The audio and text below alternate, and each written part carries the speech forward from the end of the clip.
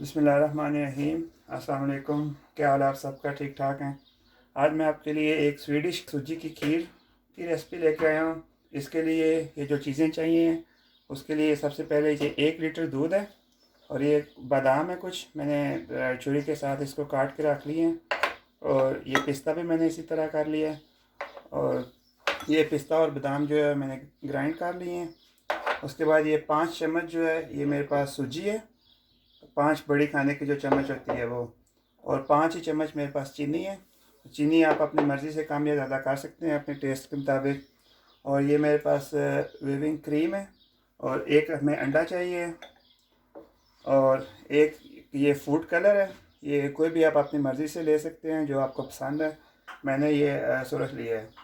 Okay, सबसे पहले ये नॉर्मल जो दूध है इसमें मैं ये सूजी मिक्स करूँगा।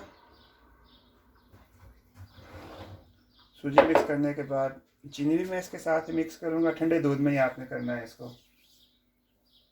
ये मिक्स करके इसमें और इसको आपने किसी की भी चीज़ के साथ हिला लेना है ज़रा। और हिलाने के बाद इसको चूल्हे पे चढ़ा देना है।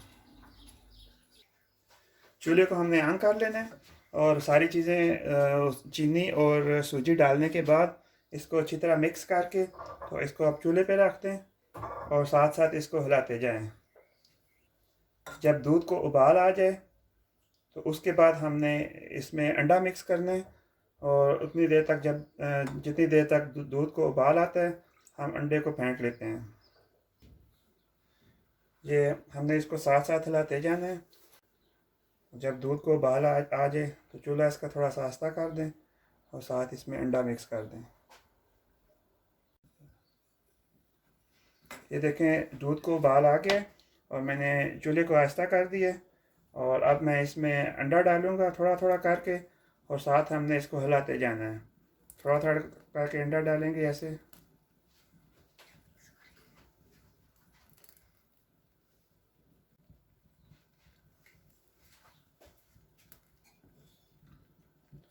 ये मैंने सारा अंडा इसमें मिक्स कर दिया है और साथ साथ ही इसको हिलाते जाना है। हाथ नहीं रोकना आपने, वरना वो अंडा जो है अंदर उसमें जम जाएगा।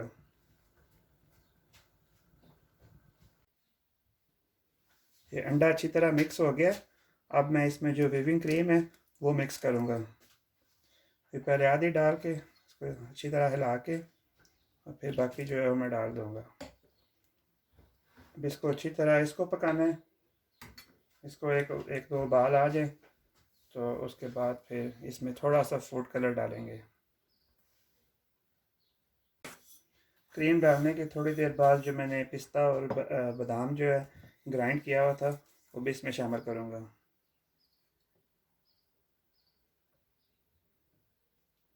थोड़ा सा शामिल करके बाकी जो है वो ऊपर मैं गार्निश के लिए रख दूँगा। ये इसको क्रीम डालने के बाद उबाल आ गया तो ये हम इसमें थोड़ा सा जो फूड कलर मैंने बताया बिल्कुल मामूली सा इसमें मिक्स करेंगे। बहुत ज़्यादा हमने इसमें नहीं डालना।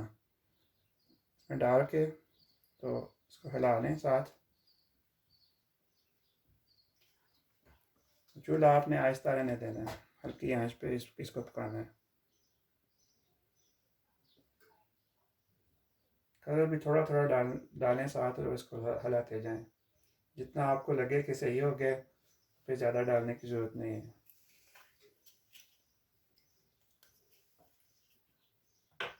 हमारा बहुत अच्छा कलर हो गया। मैं इसको 2 से 3 मिनट और पकाऊंगा और फिर उसके बाद हम इसको डिश आउट करेंगे।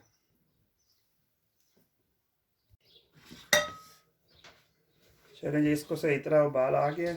हमारी ये जो है इतनी इतनी हम होनी चाहिए नरम, ज़्यादा इसको सख्त नहीं करना। और अब जो है मैं इसको डिश आउट करता हूँ। ये देखें, इसको मैंने डिश आउट करके और ऊपर से मैंने इसको डेकोरेट कर लिया है। और ये जो मैंने साइडों पे कोपरा डाला हुआ है इसको मैंने कलर करके डाला है। ये डिश आउट करने के बाद इसको फ्रिज में रख दें और सही ठंडी हो जाए, फिर उसके बाद आप सर्व करें। चलें जी, अब हम इसको ट्राई करते हैं, देखते हैं आप ये कैसी बनी है।